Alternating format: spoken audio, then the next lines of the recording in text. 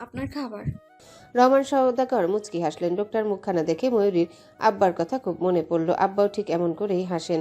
রহমান সওদাগর হাতের বই পাশে রেখে বললেন, আমার তাহসিনের বউ না তুমি? ময়ূরী লাজুক মুখ নত করল। জি। মাশাআল্লাহ, আল্লাহ তোমাদের সংসারের বরকত দিক। বসো মা। ময়ূরী বসলো। ঘরের চারিপাশে চোখ বুলিয়ে দেখলো দামি দামি জিনিসপত্র। সে আর চোখে চাচা শ্বশুরকে দেখে জিজ্ঞাসা করলো, আপনি ঘরে বাইরে বের হন না কেন বড় আব্বা?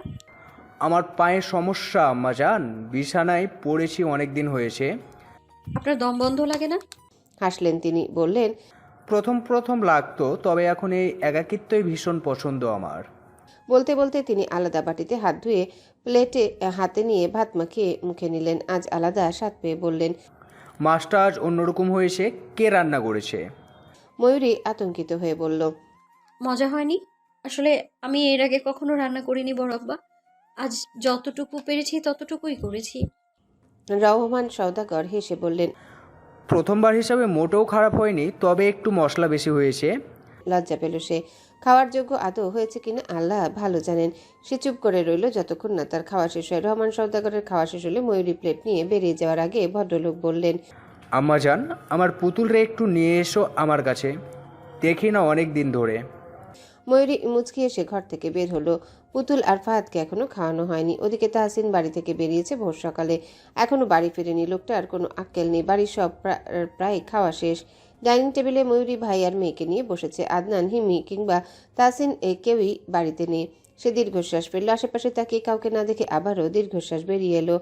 প্লেটে ভাত নিয়ে দুজনকে একসাথে খাইয়ে দিচ্ছে সে। পুতুলকে খাইয়ে দিলে ফাহাদ রেগে যায়, আর ফাহাদকে দিলে পুতুল। বেচারি নিজেও এখনো খায়নি। গরমে সকাল সকাল রান্নাঘরে গিয়ে এমনিতে মেজাজ আসমানে উঠে আছে। ওদের খাইয়ে দেওয়া শেষে আফিয়া এসে ওদের নিয়ে গেল। ময়ূরী নিজের জন্য ভাত বেড়ে সবাই বসেছে। আর ঠিক তখনই তাহসিনরা ফিরেছে বাইরে থেকে। ময়ূরী ঘাড় ঘুরিয়ে ওদের দিকে তাকায়। ওদের দেখে মনে হচ্ছে বাগান থেকে হাত মুখ ধুয়ে এসেছে। তাহসিন সোজা এসে ময়ূরীর পাশে বসলো। চেয়ার টেনে দূরত্ব ঘুচিয়ে বলল, জামাইকে রেখে একা একা খাচ্ছ? শরম হওয়া উচিত তোমার। ময়ূরী হতভম্ব বিস্মিত চোখে তাহসিনকে দেখে বলল, আপনার জন্যই তো অপেক্ষা করছিলাম। আপনি আমাকে না বলে বাইরে গেছেন এবং বলেও যাননি কখন আসবেন। আমার বুঝি ক্ষুধা লাগে না? হিমি ঠোঁট টিপে হাসলো। নিজে আদনান আর তার জন্য খাবার বেড়ে বলল, তুমি তোমার জামাইয়ের কথার মানে বোঝনি? জামাইকে একটু খাইয়ে দাও নিজের হাতে। ময়ূরী নাক সিটকে বলল। বাজে কথা। ময়ূরী লাজে আর চোখে তাহসিনের দিকে তাকালো। তাহসিন গালে হাত দিয়ে বইয়ের লাজ দেখতে ব্যস্ত। মেয়েটা শুষ্ক ঠোঁট ভিজি আশেপাশে তাকালো।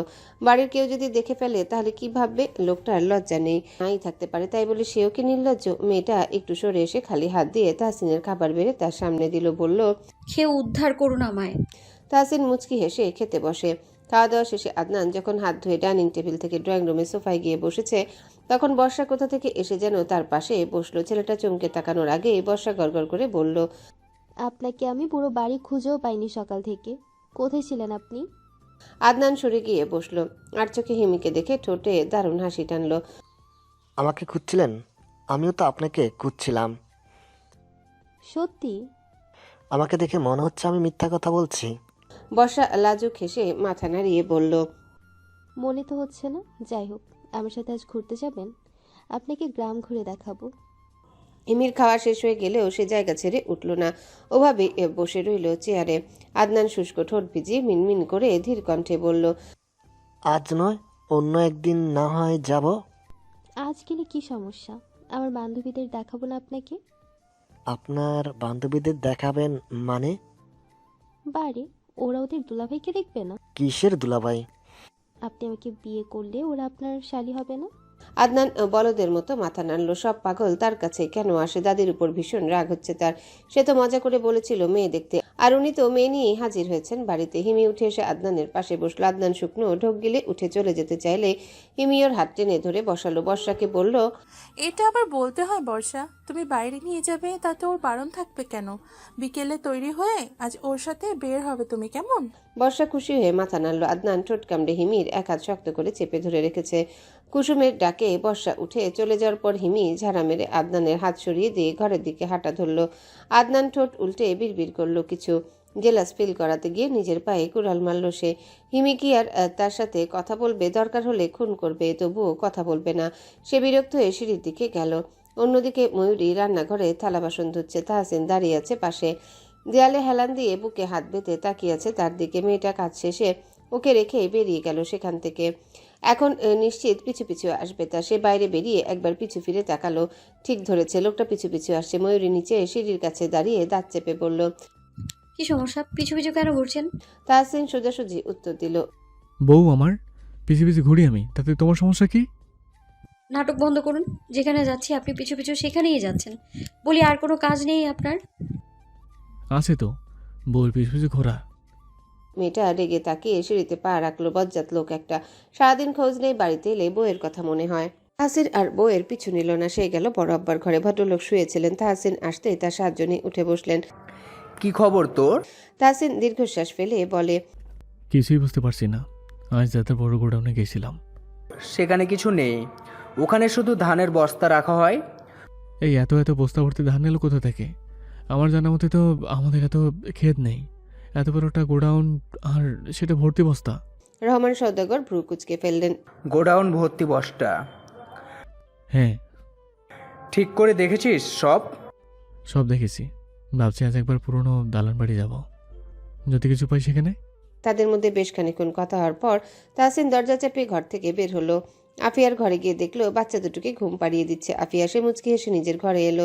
বউটা ওয়াশরুমে বসে বসে কিছু জামা কাপড় ধুয়ে দিচ্ছে। তাহসিন আলমারির নিকট এগিয়ে গিয়ে নিজের 3টা ধুয়ে দেওয়া শার্ট বের করে ওয়াশরুমের দরজার কাছে এগিয়ে ময়ূরীর সামনে ফেলে দিয়ে বলল। শোনো বউ, তোমার জামাই আবার নোংরা কাপড় গায়ে দিয়ে থাকতে পারে না। এগুলো একটু ধুয়ে দাও তো।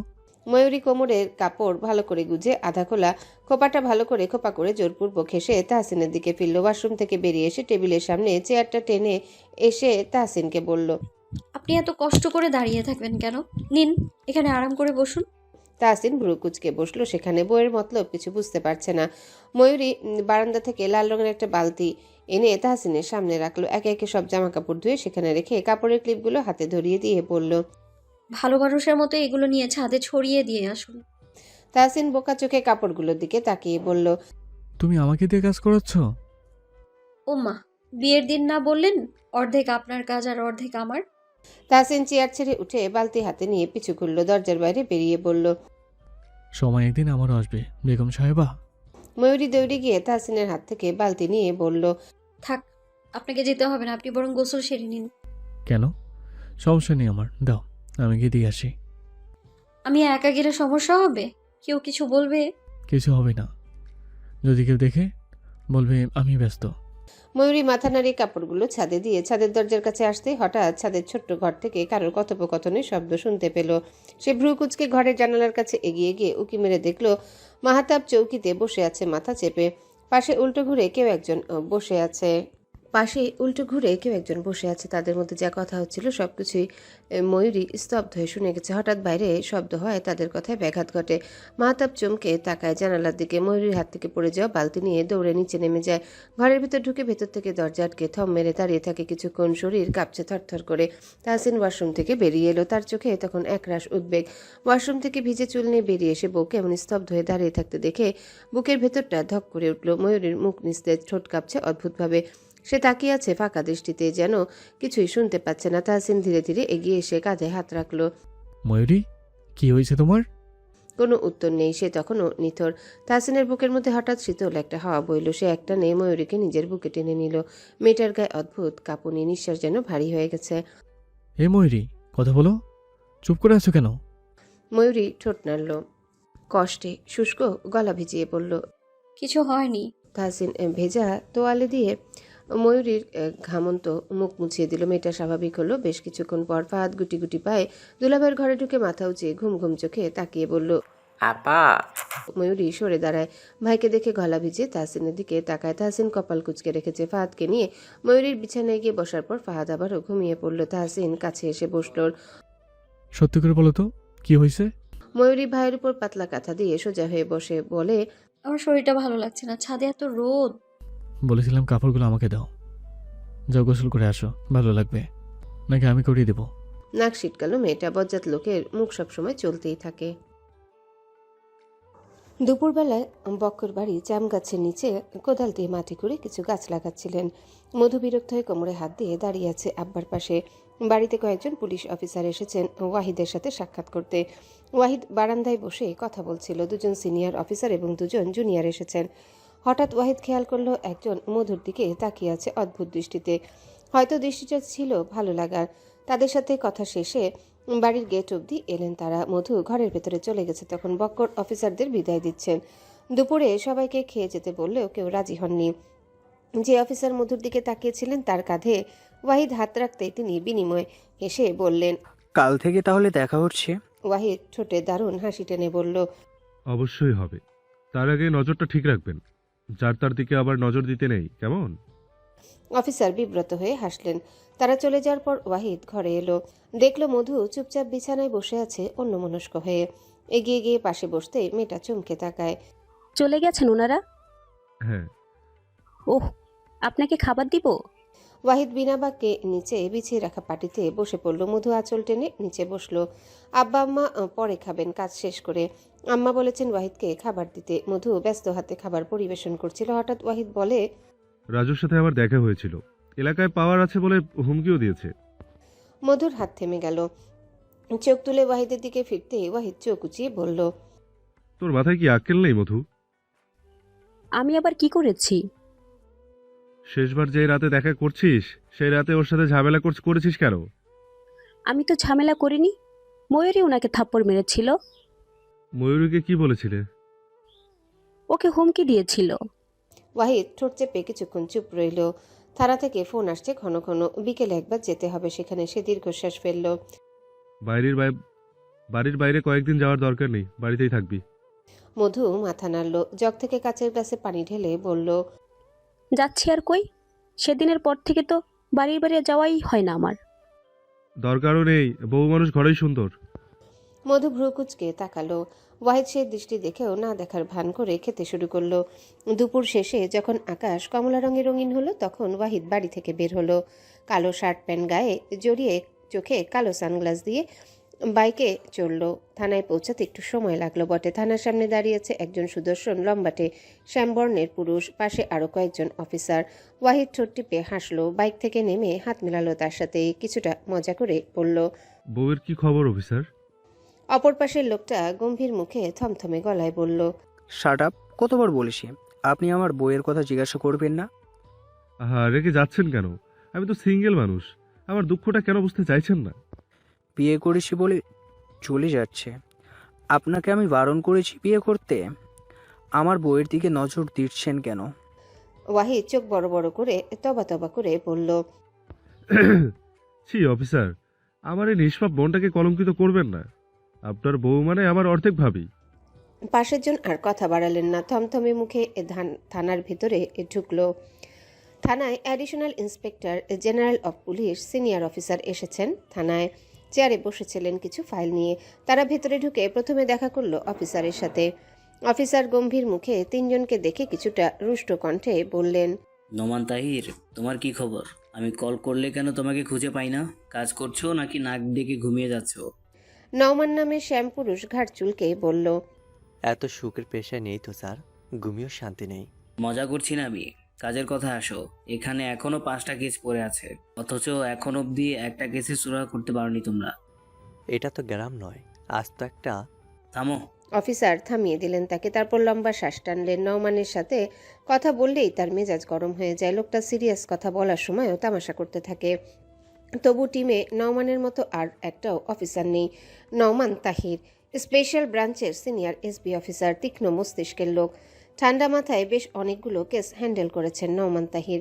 নওমান খানিকক্ষণ চুপ থেকে বলল, স্যার বয়স হচ্ছে, আমি কি বিয়ে করব না? নমান, কাজ রেখে বিয়ে নিয়ে মাতামাতি করছো কেন? মজা করছো আমার সাথে? আমি ঢাকা থেকে এখানে মজা করার জন্য আসিনি। I am not joking sir, I really need to get married. বয়স হোক, বিয়ে করে দিব। তাহলে আপনার মেয়ের নাম্বারটা দিয়ে যান। অফিসার আশ্চর্য হয়ে বললেন, আমার মেয়ের নাম্বার তোমায় দেবো কেন? মন দিয়ে কাজ করব স্যার, যদি আপনি দয়া মায়া করে বিয়েটা দিয়ে দেন। ওয়াহিদ হাসি থামাতে না পেরে হাত দিয়ে মুখ ঢাকল। পাশে বসা জুনিয়র এসবি অফিসারও তাই করলেন। নওমান স্যারের রাগান্বিত দৃষ্টি দেখে কেসে উঠল, গলা পরিষ্কার করে বলল, সরি স্যার। কাজের কথায় আসবে নাকি তোমায় এই কেস থেকে বাদ দেবো আমি? নওমান মিনমিন করে বলল, আমাকে ছাড়া এই কেস জীবনও সলভ হবে না, এটা জানার পরও আমায় ভয় দেখাচ্ছেন। উফ, তুমি আমায় পাগল বানিয়ে ছাড়বে, আমার হাতে সময় নেই। অফিসারের কণ্ঠে রাগের ঝাঁজ এখনো ঝরে পড়ছে, কিন্তু নওমান তাহির যেন সেই ঝাঁজে চা বানিয়ে খাওয়ার মতো মুখভঙ্গি করে বসে আছে। সিনিয়র অফিসার টেবিলের ফাইল একপাশে সরিয়ে গম্ভীরভাবে বললেন, এই কেসের গুরুত্ব বুঝছো তো নোমান? এটা কোনো সাধারণ কেস না।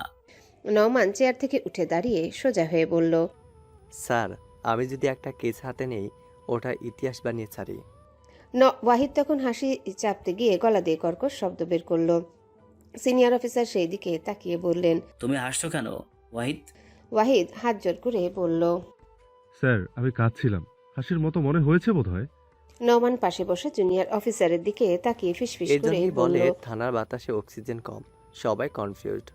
নোমান, তুমি যদি আর একটা ডায়লগ দাও, আমি নিজেই থানার গেটের বাইরে পোস্টিং দিয়ে দিব তোমায়। স্যার, বাইরে দিলে ভালোই হবে, রোদে একটু ভিটামিন ডি পাবো।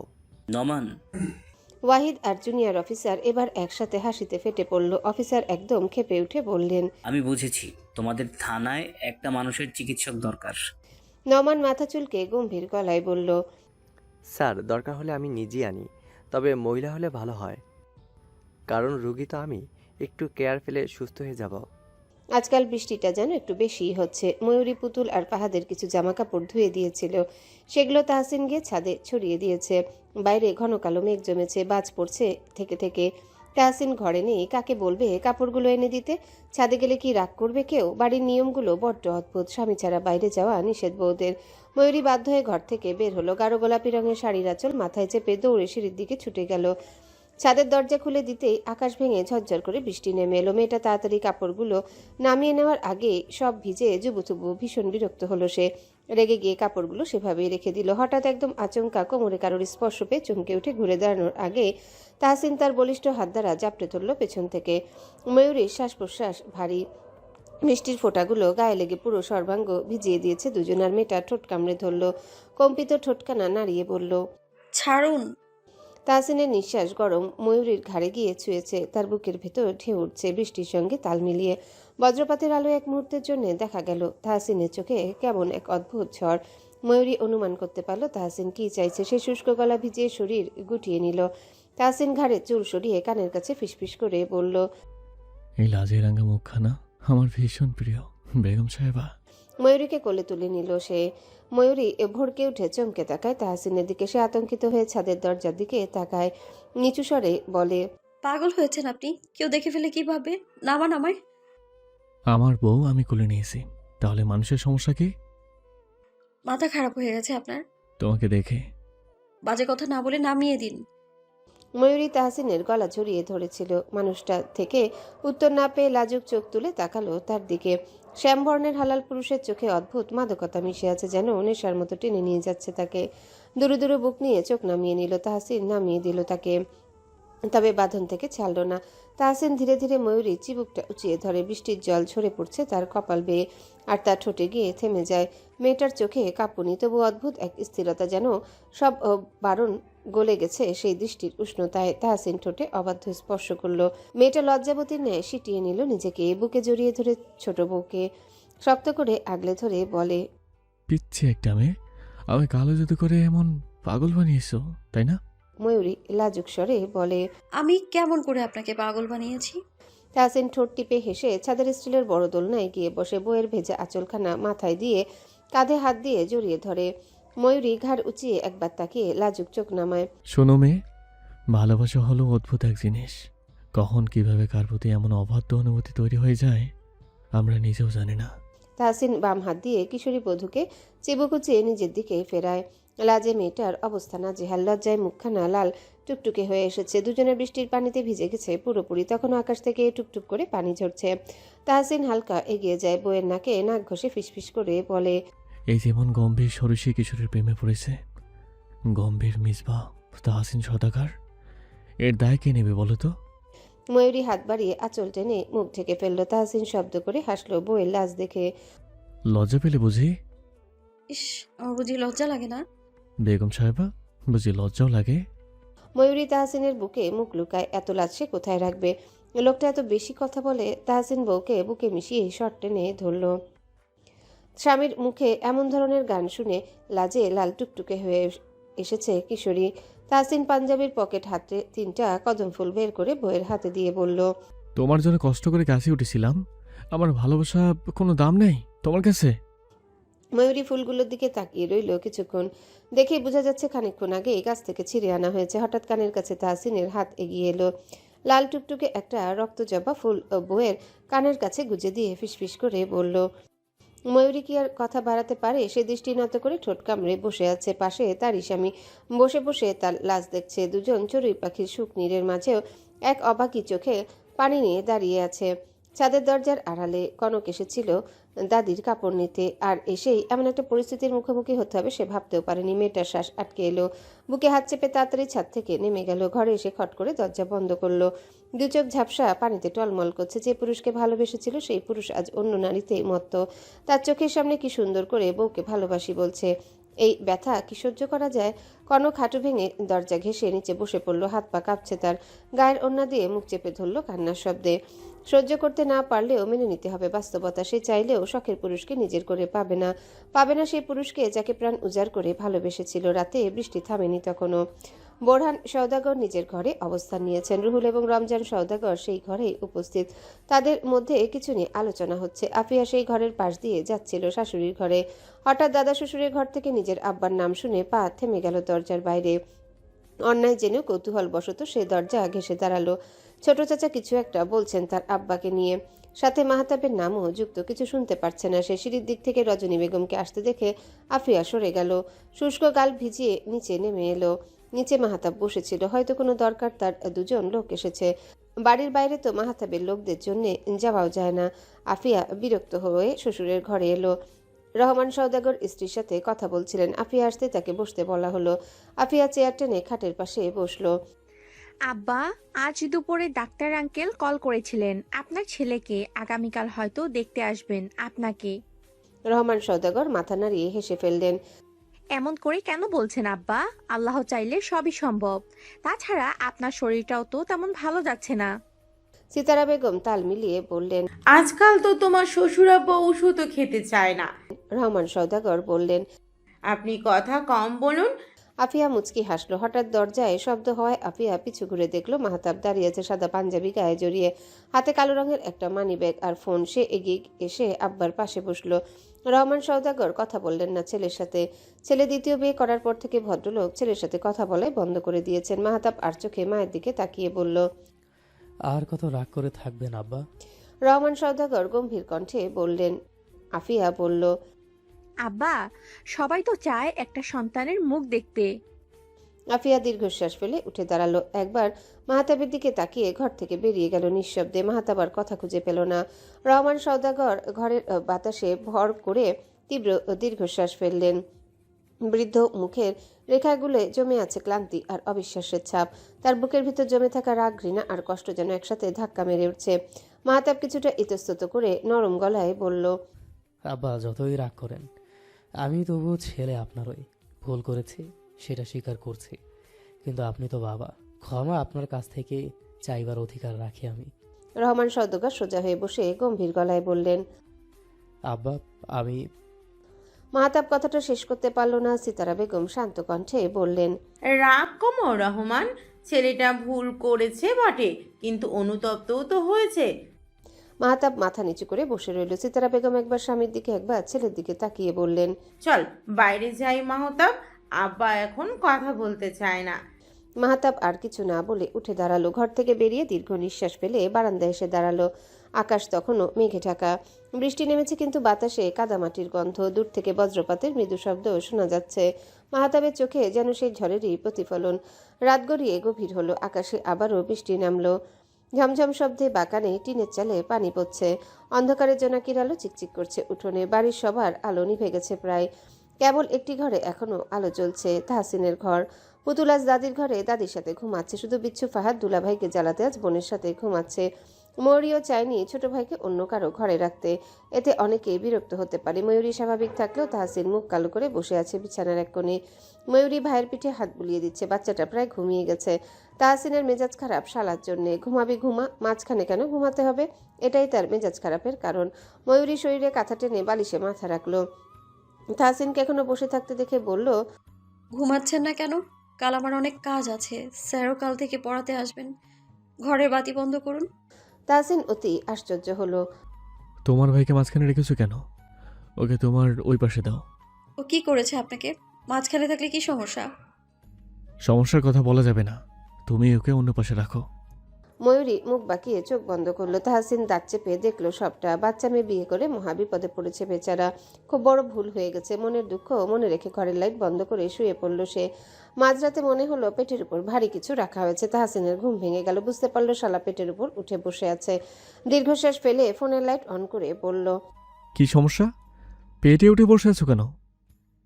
ফাহাদ ঠোঁট উল্টে কাতর কণ্ঠে বলল, দুলা ভাই, আপা কইছে বাথরুমে গেলে তো দুলা ভাইয়ে ডাকবে। তোমার বোন তো সারাদিন আমার মাথা চুল ছেড়ে খায়, এখন রাতে তুমি শুরু করেছো? বিছানায় ইস্যু কইয়া দিমু। শ্বশুরের পোলা একটু আমাকে শান্তিমতো থাকতে দিব না? তোমরা দুই ভাই বোন। পাত ব্যথা করবে রে, বিছানায় কইয়া দি। তাহসিন নাক সিটকে তাড়াতাড়ি উঠে বসলো। ফাহাদের গুলুমুলু শরীরটাকে কোলে নিয়ে ওয়াশরুমে দৌড়ে গেল। এসব তার গত কয়েক বছরের ডিউটি। মেয়েকে বড় করতে গিয়ে তার ট্রেনিং নেওয়া হয়ে গেছে। ফাহাদকে ওয়াশরুম থেকে বের করে নিয়ে এলো সে। বিছানায় নামিয়ে দিতে বাচ্চাটা হামাগুড়ি দিয়ে বোনের শরীর ঘেঁষে শুয়ে পড়লো গলা জড়িয়ে ধরে। তাহসিন দাঁত চেপে দাঁড়িয়ে রইল কিছুক্ষণ। বউ আর শালা দুটোই ধান্দাবাজ।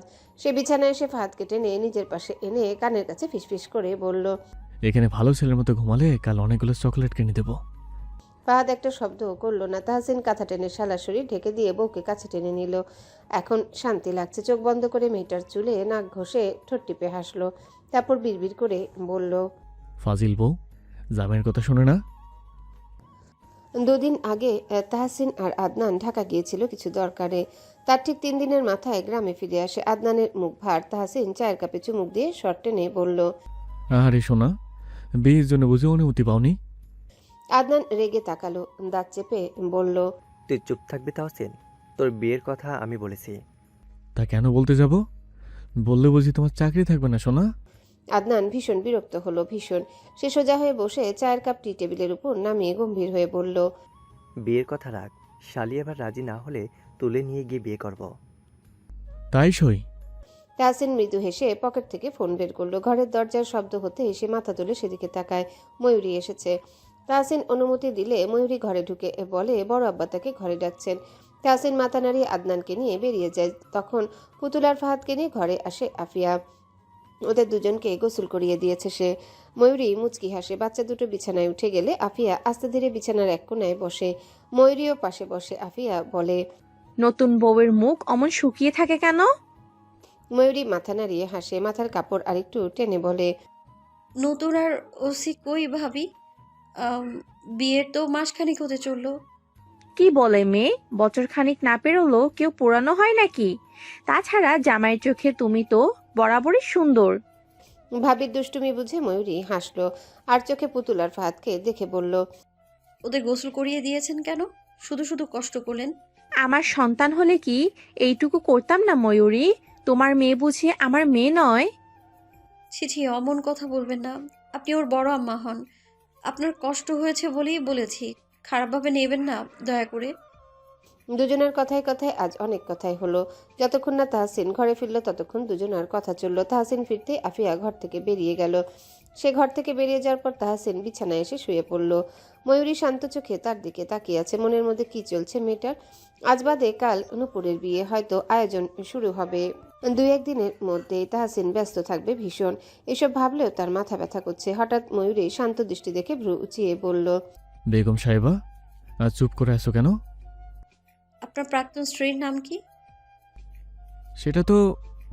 ময়ূরী থামিয়ে দিল তাকে। বিছানা থেকে উঠে শাড়ির আঁচল ঠিক করে বলল, আমায় বুঝি বিশ্বাস হয় না আপনার? আমার চারপাশে এত মিথ্যা কেন? যখন বিশ্বাসই ছিল না তাহলে বিয়ে কেন করেছেন? তাহসিন আশ্চর্য হয়ে উঠে বসলো। ময়ূরীর এহেন অদ্ভুত ধরনের কথা শুনে অবাক হয়ে বলল, এই মেয়ে পাগল হয়ে গেছো? কি যা তা বলছো এসব? ময়ূরী যেন রেগে গেল এই পর্যায়ে, ক্রোধে গলা কিছুটা চওড়া হয়ে এলো। পাগল তো আপনি, আপনার পুরো পরিবার আমায় বানিয়েছেন। তাহসিন চোয়াল শক্ত করে ধমক দিয়ে বলল, গলা নিচে নামিয়ে কথা বলো। কি সমস্যা তোমার? এভাবে চেঁচাচ্ছ কেন? মা বাবার ঝগড়া দেখে পুতুল ভয়ে কেঁদে উঠল। তার দেখা দেখি ফাহাদ উঠে উল্টে কেঁদে ফেলল। তাহসিন তখনও শক্ত চোখে ময়ূরীর দিকে তাকিয়ে আছে, কপালের রগগুলো ফুলে উঠেছে ক্রোধে। পুতুল এগিয়ে এসে বাবার এক হাত জড়িয়ে ধরে কান্নারত অবস্থায় বলল, বাবা। তাহসিন চোখ বন্ধ করলো, ফোঁস করে চাপা নিঃশ্বাস ফেলে মেয়েকে বুকে জড়িয়ে ধরল। ময়ূরীর রাগে কথা না বাড়িয়ে ঘর থেকে বেরিয়ে গেল। যাওয়ার আগে প্রচণ্ড শব্দ করে দরজা লাগিয়ে গেল। ফাহাদ বিছানার চাদর খামচে ধরে নিচে নেমে দৌড়ে গেল বোনের পিছু পিছু। পুতুল চোখের পানি মুছে বলল, মায়ের কি হয়েছে বাবা? তাহসিন মেয়ের মাথায় হাত বুলিয়ে বলল, কিছু হয়নি আম্মা, আপনি কাঁদছেন কেন? মা তোমায় বকলো কেন বাবা? মেয়ের প্রশ্নে তার লজ্জা লাগলো খানিক, ক্রোধে যেন মাথা ফেটে যাচ্ছে তার। সন্ধ্যার আগ দিয়ে সজীব এলো ময়ূরীকে পড়াতে। সজীব যতক্ষণ পড়ায় ঠিক ততক্ষণ তাহসিন ময়ূরীর সাথে ঘরেই থাকে। বাড়ির মানুষের পছন্দের নয় বউ মানুষকে একা একটা ঘরে পরপুরুষ পড়াবে, সেটা তারা ভালো চোখে দেখেন না। তাহসিন বিছানায় চোখ বন্ধ করে আধা শোয়া হয়ে বসেছিল। ময়ূরী পড়ার টেবিলে পড়ছে। সজীব কিছু অঙ্ক দাগিয়ে দিতে দিতে বলল, আগামী মাসে পরীক্ষা, তোর তো প্রিপারেশন ভালো না দেখছি, একটু পড়াশোনায় মন দে। ময়ূরী গম্ভীর মুখে মাথা নাড়িয়ে বলল, পাগল তো আপনি আর আপনার পুরো পরিবার আমায় বানিয়েছেন। তাহসিন ভ্রু কুচকে মাথা ঘুরিয়ে ময়ূরীর দিকে তাকালো। শুধু শুধু রাগ যেন নাকের ডগায় এসে নাচছে। সজীব কিছু বলার আগে সে ধমক দিয়ে বলল, পরীক্ষা দেবে না কেন? নাটক করছো থেমে থেমে? পড়াশোনা গোল্লাই দিয়ে গিন্নি সাজতে চাইছো তুমি? ময়ূরী সহ সজীব দুজনাই চমকে উঠল। মেয়েটা অভিমানী চোখে তাহসিনকে একবার দেখে ঠোঁট কামড়ে মাথা নিচু করলো। সজীবের সামনে এমন করে ধমক দেওয়াটা তার মোটেও পছন্দ হয়নি। সজীব বিব্রত হয়ে হালকা কেসে বলল, বটেই, পড়াশোনা আগে, তারপর সব কিছু। পরীক্ষাটা দিতে হবে, টেস্ট পরীক্ষা না দিলে বোর্ড এক্সাম দিতে সমস্যা হবে। তাহসিন বলল, ভালো করে মাথায় ঢুকিয়ে দাও, সংসার না করে যেন পড়াশোনাটা ভালো মতন করে। সময় ছিল আরো আধা ঘন্টার মতো। সজীব তাকে পড়িয়ে ঘর থেকে বেরিয়ে গেলে ময়ূরী টেবিলে শক্ত হয়ে বসে থাকে। তাহসিন রাগে ফোঁস করে তাকিয়ে থাকে সেদিকে। মেজাজটা আজ কিছুতেই যেন ঠিক করতে পারছে না সে। ভালো মন্দ কিছু বলার আগে সে হনহন করে ঘর থেকে বেরিয়ে গেল। ময়ূরী শূন্য দৃষ্টি মেলে বসে রইল সেখানেই। মাথাটা টেবিলে ঠেকিয়ে চোখ বন্ধ করলো। নিজেকে বড্ড ক্লান্ত লাগছে। 16 বছর বয়সে কাঁধের ভরটা একটু বেশি হয়ে গেছে বলে মনে হচ্ছে। স্বামী সংসার যতটা সহজ ভেবেছিল ঠিক ততটাই কঠিন। সজীব চলে যাওয়ার পর ময়ূরী ভাইকে নিয়ে নিচে নেমে এলো। মনটা চাইছে বাড়ি ছেড়ে বেরিয়ে যেতে, কিন্তু সে নিরুপায়। ভাইকে সাথে নিয়ে নিচে নামার পর ফাহাদ বোনের গলা জড়িয়ে ধীরে ধীরে স্বরে বলল, আপা আমায় একটু পানি দিবা? ময়ূরী নিঃশব্দে ভাইকে সোফায় বসিয়ে দেয়। ডাইনিং টেবিলে পানির জগ না থাকায় যে গ্লাস নিয়ে রান্নাঘরের দিকে পা বাড়ালে দেখতে পায় শান্তা আর চম্পা কিছু নিয়ে কথা কাটাকাটি করছে। সবচেয়ে আশ্চর্যের ব্যাপার, চম্পা কথায় কথায় শান্তাকে হাত দিয়ে আঘাত করছে। অবাক হলো মেয়েটা। কয়েক পা এগিয়ে যেতেই শুনতে পেল চম্পার কথা, তোকে কতবার না বলেছি আমার সাথে কথা বলবি না? তুই এই বাড়ির বউ হতে চাইছিস, বানাইছি না? এখন কি মরার শখ হয়েছে? শান্তা বিরক্ত হয়ে বলল, বউ হতে চেয়েছি, বান্দি নয়। তোকে কি বন্দি বানায় রাখছে? রাজরানীর মতন তো জীবন ভালো লাগছে না? শান্তা চম্পার দুহাত আঁকড়ে ধরে বলল, খালা, এই মাহাতাব আমার বসেই আসছে না। লোকটার এক ঘরের মধ্যেই 2টা ঘর। বিয়ের এই 3 মাসে একটা দিনও তার ধারে কাছে ঘেঁষতে পারিনি আমি।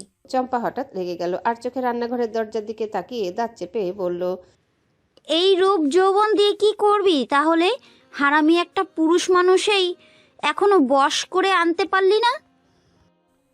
আমার দোষ কোথায়? মাহাতাব রেগে যায় কাছে গেলি। লোকটার ঘরে বন্দুক আছে, যদি মেরে ফেলে। ময়ূরী বাকরুদ্ধ হয়ে আড়াল থেকে সবটাই শুনল। রাগে শরীরটা জ্বলে যাচ্ছে তার। বাড়ির প্রত্যেকটা মানুষ তার কাছে অমানুষের মতো লাগছে। সবগুলো মানুষ মিথ্যেবাদী। এই শান্তা যে কিনা মাহাতাবের বউ হয়ে বাড়িতে এসেছে, সে চম্পার আত্মীয় হয়, অথচ বাড়ির একটা মানুষও জানে না এই কথা। ময়ূরী আঁচল দিয়ে কপালের ঘাম মুছল। ফাহাদ গুলুমুলু শরীরটা সোফায় বসিয়ে ঠোঁট ফুলিয়ে মায়াবী চোখে বোনের দিকে তাকিয়ে আছে। ময়ূরী আঙ্গুল ঠোঁটের উপরে রেখে চুপ করে থাকতে বলল তাকে। আরও অনেক কথাই হয়েছে তাদের মধ্যে, যার সব কিছুই ময়ূরী শুনেছে। আফিয়ার জন্য বড্ড খারাপ লাগলো তার। এসব কথা সে কাকে জানাবে, কাকে বলবে সত্য ঘটনা? রাতে খেতে এলো সবাই। তাহসিন গম্ভীর মুখে চেয়ার টেনে বসলো। না ময়ূরী তার দিকে তাকালো, আর না তাহসিন ময়ূরীর দিকে। পুতুল বড় আম্মার সাথে নিচে নামতেই কান্না জুড়ে বসলো। সে কিছুতেই চেয়ারে গিয়ে বসবে না। সেখানে উপস্থিত ছিলেন রমজান সওদাগর, বোরহান সওদাগর, তাহসিন, আদনান, রুহুল আর বাকি মহিলারা। ময়ূরী পুতুলকে কাছে নিতে গেলে তাহসিন পিছু ঘুরে পুতুলকে ধমক দিয়ে বলে, কি সমস্যা আপনার? কান্নাকাটি করতে বারণ করছি না? চমকে উঠল সকলে। ময়ূরীর কদম থমকে গেল তাহসিনের কথায়। সে স্পষ্ট বুঝতে পারছে তার জন্যে তাহসিন পুতুলকে ধমক দিয়েছে।